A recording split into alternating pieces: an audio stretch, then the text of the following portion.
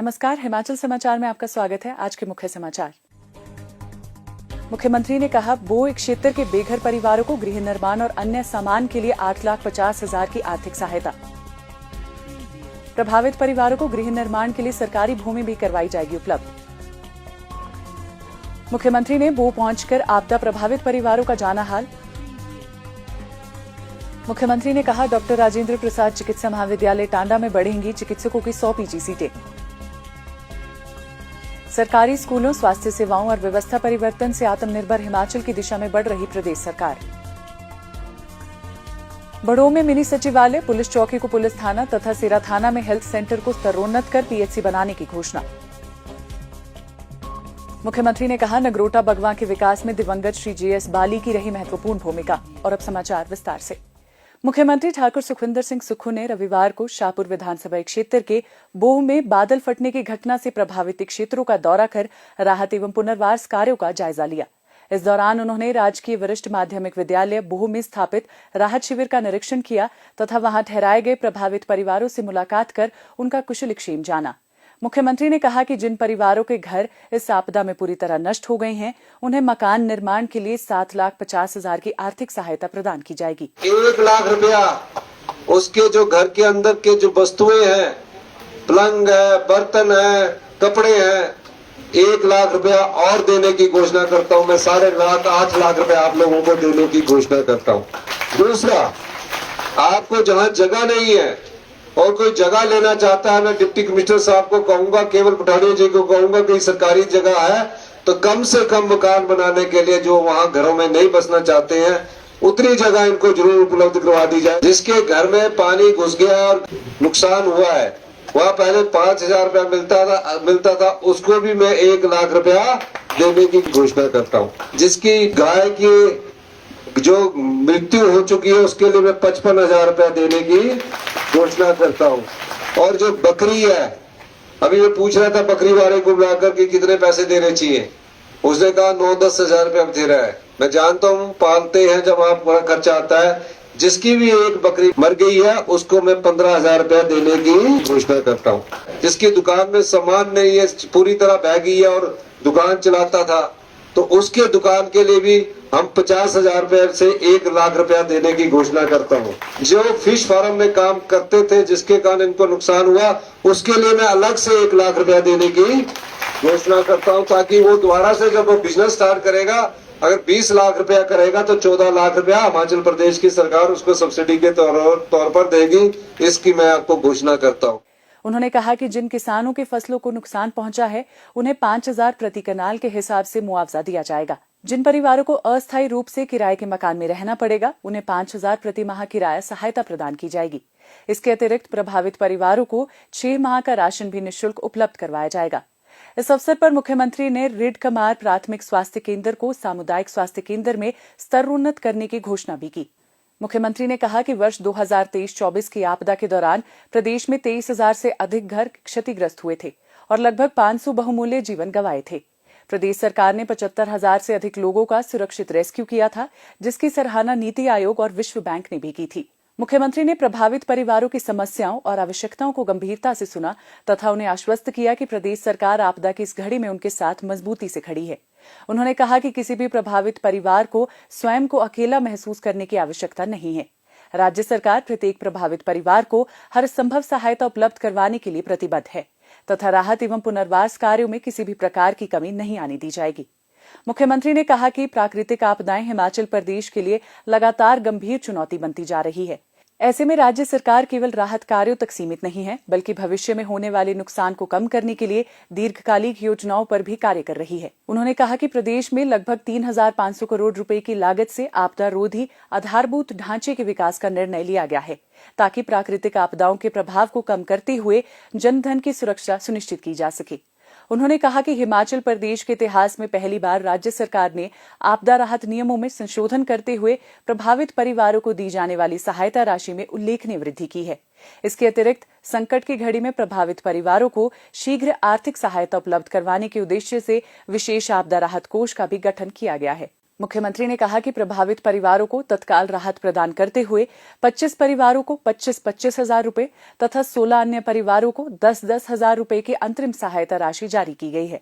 अब तक 13 राजस्व प्रमाण पत्र तैयार किए जा चुके हैं तथा प्रभावित परिवारों को बोनाफाइड प्रमाण पत्र जारी किए जा रहे हैं। इसके अतिरिक्त शैक्षणिक प्रमाण पत्रों के पुनर्निर्माण की प्रक्रिया भी प्रारंभ कर दी गई है। प्रभावित परिवारों के स्थायी पुनर्वास के लिए उपयुक्त भूमि चिन्हित करने का कार्य भी युद्ध स्तर पर जारी है। मुख्यमंत्री ने राहत एवं बचाव कार्यों में लगे जिला प्रशासन, पुलिस, एनडीआरएफ, एसडीआरएफ, भारतीय सेना, स्थानीय जनप्रतिनिधियों, स्वयंसेवी संस्थाओं तथा स्थानीय लोगों के प्रयासों की सराहना करते हुए कहा कि सभी के सामूहिक सहयोग से राहत कार्यों को गति मिली है। इस आपदा में घुड़घू, भंगार और सपेड़ा गांव के कुल 25 परिवार प्रभावित हुए हैं। इनमें घुड़घू गांव के 11 मकानों में रह रहे 18 परिवारों के 52 सदस्य, भंगार गांव के 1 मकान में रह रहे 3 परिवारों के 16 सदस्य तथा सपेड़ा गांव के 4 मकानों में रह रहे 4 परिवारों के 16 सदस्य प्रभावित हुए हैं। सुरक्षा को सर्वोच्च प्राथमिकता देते हुए सपेड़ा गांव के 13 मकानों को डेंजर जोन घोषित किया गया है। मुख्यमंत्री ठाकुर सुखविंदर सिंह सुक्खू ने आज जिला कांगड़ा के नगरोटा बगवा में आयोजित बाल मेले में बतौर मुख्य अतिथि शिरकत की। इस अवसर पर मुख्यमंत्री ने कहा कि प्रदेश सरकार सरकारी स्कूलों में गुणवत्तापूर्ण शिक्षा उपलब्ध करवाने के लिए व्यापक स्तर पर सुधार कर रही है। सरकारी स्कूलों में बच्चों ने पढ़ना छोड़ दिया था। इस वर्ष सीबीएसई स्कूल होने के बाद 24,000 सरकारी स्कूल आप परिवार के बच्चे वहां शिक्षा ग्रहण कर रहे हैं। आप याद रखना, ये जो सीबीएसई स्कूल और शिक्षा में हम परिवर्तन करने जा रहे हैं, 2-4 साल की बात है। इन स्कूलों में एडमिशन लेना भी बहुत मुश्किल हो जाएगा। ये मैं कहना चाहता हूं क्योंकि हम इतने अच्छे स्कूल बनाने जा रहे हैं। हेल्थ सेक्टर, जो आपका हेल्थ सेक्टर है टांडा में, आप जानते हैं अभी तक यहां एसआरसी की क्लासें नहीं हुआ करती थी। कोई भी मेडिकल कॉलेज जो है वो पीजी और एसआर के सहारे चलता है। पिछले 40 साल में जहां पीजी की 270 सीटें हैं, इस बार केवल टांडा में हम पीजी की 100 सीटें बढ़ाने जा रहे हैं। 330 सीटें पूरे हिमाचल प्रदेश के मेडिकल कॉलेज में बढ़ाने जा रहे हैं। हिमाचल प्रदेश की जनता 1,000 करोड़ रुपए का इलाज बाहर करवाती है। क्यों करवाती है? क्योंकि उसके साधन जो है वो बड़े सीमित करके हमने उसको स्टडी किया और लोगों की भावनाओं के अनुरूप जब हमने पाया कि बदलाव की जरूरत है, मेडिकल कॉलेज में व्यवस्था परिवर्तन की जरूरत है, 19 साल पुराने एक्सरे एमआरआई की मशीनों को बदलकर जो एम्स दिल्ली में मशीनें लगी है वो टाटा कॉलेज में लगा दी गई है। आने वाले समय में आप देखेंगे कि मेडिकल कॉलेज में किस प्रकार से हम स्वास्थ्य क्षेत्र में क्रांतिकारी बदलाव आ रहे हैं। उन्होंने कहा कि हिमाचल सरकारी क्षेत्र में रोबोटिक सर्जरी शुरू करने वाला देश का पहला राज्य बन गया है। इसके साथ ही सरकार अस्पतालों को विश्व स्तरीय चिकित्सा सुविधाओं से लैस कर रही है। सभी राजकीय चिकित्सा महाविद्यालयों में 3 टेस्ला एमआरआई मशीनें स्थापित की जा रही हैं। आईजीएमसी शिमला और एआईएमएसएस चमियाना में ये सुविधा उपलब्ध करवा दी गई है। वहीं जिला एवं क्षेत्रीय अस्पतालों में 1.5 Tesla MRI, PET scan, CT scan तथा आधुनिक कैंसर उपचार प्रणाली स्थापित की जा रही है। मुख्यमंत्री ने कहा कि प्रदेश सरकार ने कर्मचारियों से किया गया वायदा निभाते हुए पुरानी पेंशन योजना को लागू किया है। सरकारी कर्मचारियों को ओल्ड पेंशन स्कीम पहले ही कैबिनेट में दी। जितने सरकारी कर्मचारी है, रोज चिट्ठी आ जाती है कि यूपीएस में जाओ। भारतीय जनता पार्टी के नेता यहां आकर कह गए कि हमारी नीति बरकरार है, हम ओल्ड पेंशन स्कीम में वापस नहीं जाएंगे, हम एनपीएस में जाएंगे। मैंने कहा कि आप हमारा जितना मर्जी गला खोल लीजिए, सरकारी कर्मचारियों को पीएस देने के कारण उन्होंने 1600 करोड़ रुपया हमारा बंद कर दिया। हम उस चुनौती का भी सामना कर रहे हैं। मुख्यमंत्री ने कहा कि पिछली सरकार के कार्यकाल में हुए कथित भ्रष्टाचार और सरकारी संपत्तियों के मामले की निष्पक्ष जांच के लिए सरकार आवश्यक कदम उठाएगी। उन्होंने कहा कि आगामी मंत्रिमंडल बैठक में इस संबंध में व्हाइट पेपर कमेटी के गठन पर निर्णय लिया जाएगा ताकि तथ्यों को जनता के सामने लाया जा सके। उन्होंने कहा कि प्रदेश सरकार कांगड़ा जिला के संतुलित और तीव्र विकास के लिए प्रतिबद्ध है। सरकार ने धर्मशाला में पर्यटन निगम के कार्यालय के साथ ही रेरा और राज्य पिछड़ा वर्ग आयोग के कार्यालय स्थानांतरित किए हैं। धर्मशाला में विभिन्न सरकारी संस्थानों को सशक्त किया जा रहा है तथा कांगड़ा हवाई अड्डे के विस्तार का कार्य भी प्राथमिकता के आधार पर किया जा रहा है। उन्होंने कहा कि सरकार का लक्ष्य वर्ष 2032 तक हिमाचल प्रदेश को आत्मनिर्भर, समृद्ध और देश का अग्रणी राज्य बनाना है। व्यवस्था परिवर्तन के माध्यम से प्रदेश को विकास की नई ऊंचाइयों तक पहुंचाने के लिए सरकार लगातार नीतिगत निर्णय ले रही है। इस अवसर पर ठाकुर सुखविंदर सिंह सुक्खू ने बड़ोह में मिनी सचिवालय खोलने, बड़ोह पुलिस चौकी को पुलिस थाना तथा सेरा थाना में हेल्थ सेंटर को स्तरोन्नत कर पीएचसी बनाने की घोषणा की। मुख्यमंत्री ने दिवंगत श्री जीएस बाली को श्रद्धापूर्वक याद करते हुए कहा कि प्रदेश, विशेषकर नगरोटा बगवा के सर्वांगीण विकास में उनका योगदान अविस्मरणीय रहा है।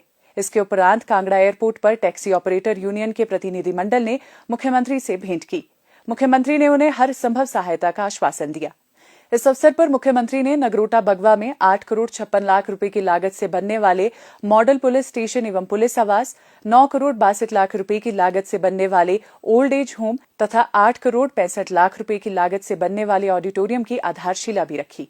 हिमाचल समाचार देखने के लिए सब्सक्राइब करें YouTube channel Himachal Samachar, like करें Facebook page information and public relations department Himachal Pradesh और सीएमओ हिमाचल, फॉलो करें एक्स @DPRHP और सीएमओ हिमाचल, फॉलो करें इंस्टाग्राम में DIPR हिमाचल और सीएमओ हिमाचल, विजिट करें वेबसाइट www.himachalpr.gov.in।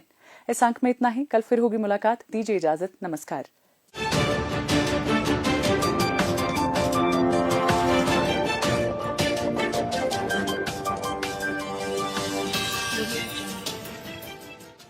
www.himachalpr.gov.in। इस अंक में इतना ही, कल फिर होगी मुलाकात। दीजिए इजाजत, नमस्कार।